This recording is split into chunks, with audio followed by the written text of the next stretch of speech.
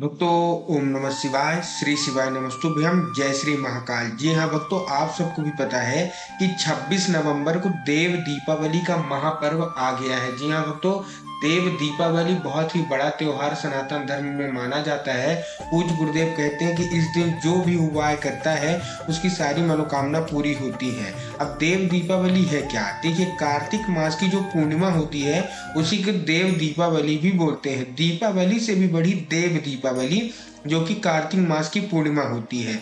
तो इस बार जो कार्तिक मास की पूर्णिमा पड़ रही है, जिसको हम देव दीपावली बोल रहे हैं, वो 26 नवंबर को है।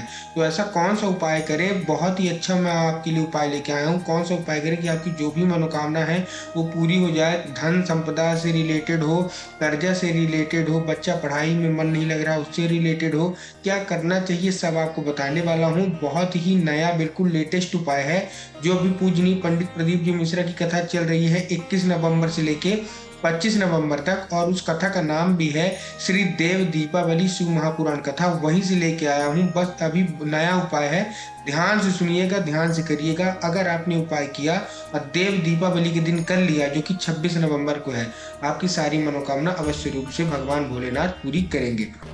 करना क्या है, कैसे करना है, पूरा आपको इसी वीडियो के माध्यम से समझाऊंगा। बहुत ही अच्छा उपाय है, पूज्य गुरुदेव की ही कथा सुन के और बहुत अच्छे से समझ के आपको बताने का प्रयास कर रहा हूं, तो ध्यान से सुनिएगा। लेकिन उससे पहले चैनल पे पहली बार आए हैं, आवाज़ मेरी पहली बार सुन रहे हैं, वीडियो को लाइक करके चैनल को कर लें सब्सक्राइब, ताकि पूजनीय पंडित प्रदीप जी मिश्रा के आगामी जो कथाएं होंगी, जो कि नए नए उपाय उनके द्वारा मैं सुनूंगा, सबसे पहले आपको प्राप्त करा सकूं।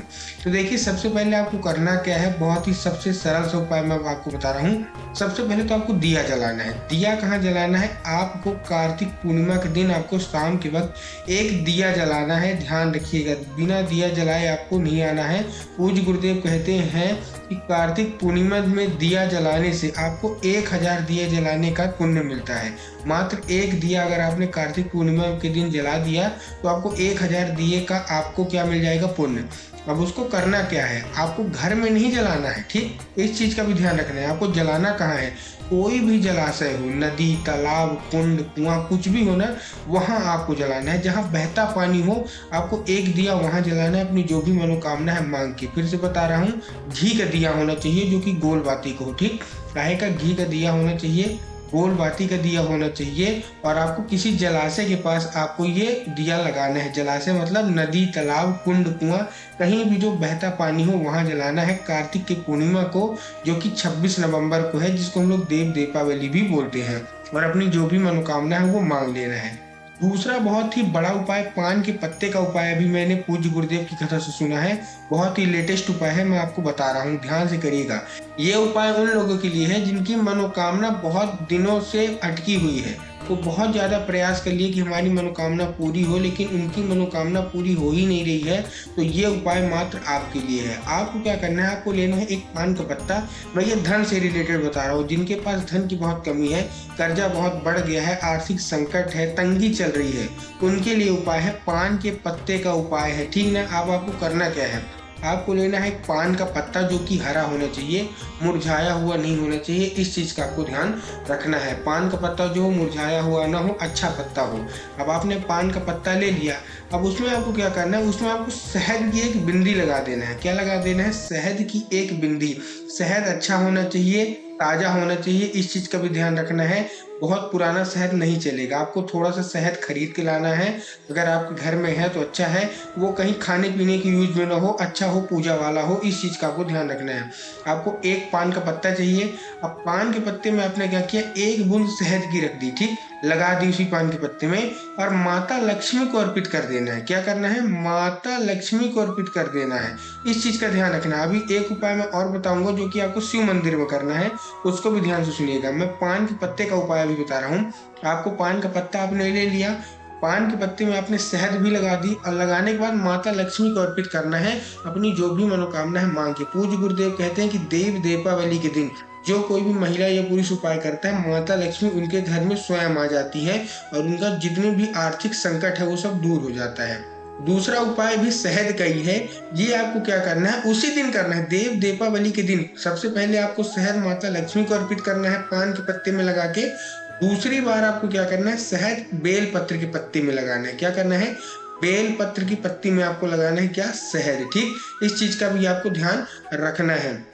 आपको करना क्या है, आपने माता लक्ष्मी का पूजा अर्चना की और ये पान के पत्ते में आपने क्या किया, आपने शहद लगाया। उसके बाद आपको एक बेल पत्र का पत्ता लेना है, उसकी जो बीच वाली पत्ती होती है ना उसमें। अब जब आप बेल पत्र का पत्ता लेंगे उसमें आपको एक चीज का ध्यान रखना है कि बेल पत्र कहीं से कटी फटी नहीं होनी चाहिए। 3 पत्तियों की बेल पत्र होती है, आप जानते हैं, देखे हैं।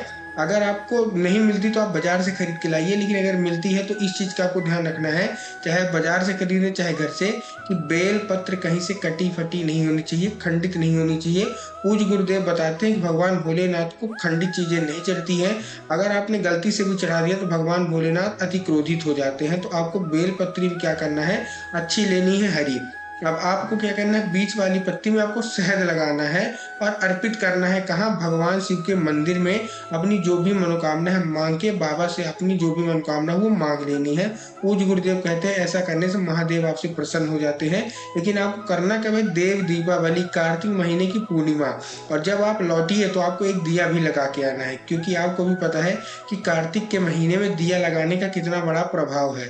तो आपको कार्तिक के महीने में आपको एक दिया भी लगा के आना जब आप ये उपाय कर लें।